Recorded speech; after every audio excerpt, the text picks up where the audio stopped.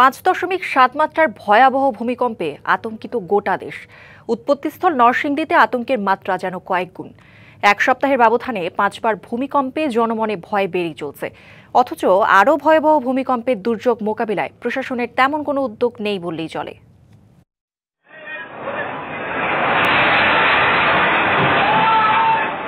21শে November সকাল 10:38 দেশের ইতিহাসে ভয়াবহ ভূমিকম্প অনুভূত হয়।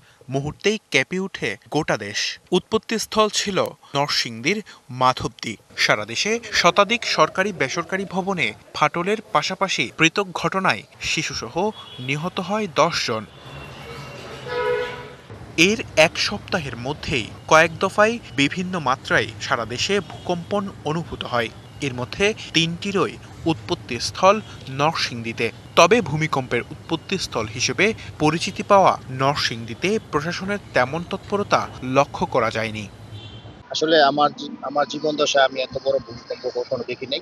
আমরা যারা অনেক কিছু জানি না, কিভাবে কি করলে ভালো হবে, এগুলি আমাদের জানা এবং প্রস্তুতি নেওয়া, তাদের অনেক উদ্যোগ নেওয়া দরকার আছে।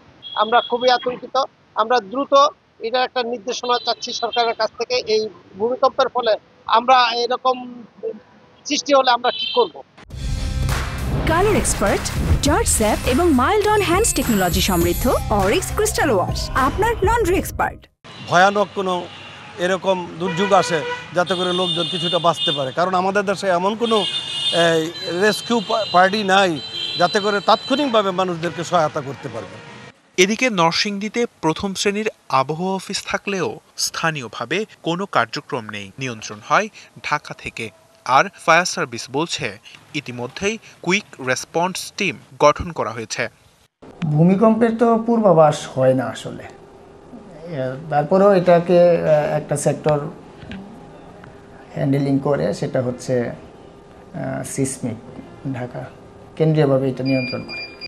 আমরা আমাদের যে এখানে কমিউনিটি ভলান্টিয়ার আছে তাদের সাথে আমরা যুক্ত হয়ে একটা টিম গঠন করেছি, কুইক রেসপন্স টিম, এবং সার্বক্ষণিক আমরা স্ট্যান্ড বাই অবস্থায় আছি। যদিও জেলা প্রশাসন বলছে সবাইকে সচেতন করতে কর্মসূচি হাতে নেওয়া হয়েছে। ভূমিকম্পের আগাম কোনো পূর্বাভাস দেওয়া যায় না, তাড়াহুড়া করে নামতে গিয়ে বা ভয় পেয়ে এটা হয়েছে তাৎক্ষণিকভাবে। আমরা আশা করি ভবিষ্যতে হবে না। আমরা গতকালকে যতটুকু প্রচারণা বা মানুষকে নির্দেশনা দিয়েছি এবং পদক্ষেপ গ্রহণ করেছি, তার চেয়ে ভবিষ্যতে জোরালো পদক্ষেপ থাকবে। অনিশ্চিত আগমনী ভূমিকম্পের ক্ষতি মোকাবেলায় এখনই কার্যকর ভূমিকা নিতে না পারলে অপূরণীয় ক্ষতির আশঙ্কা প্রকাশ করছেন সংশ্লিষ্টরা। DBC news desk.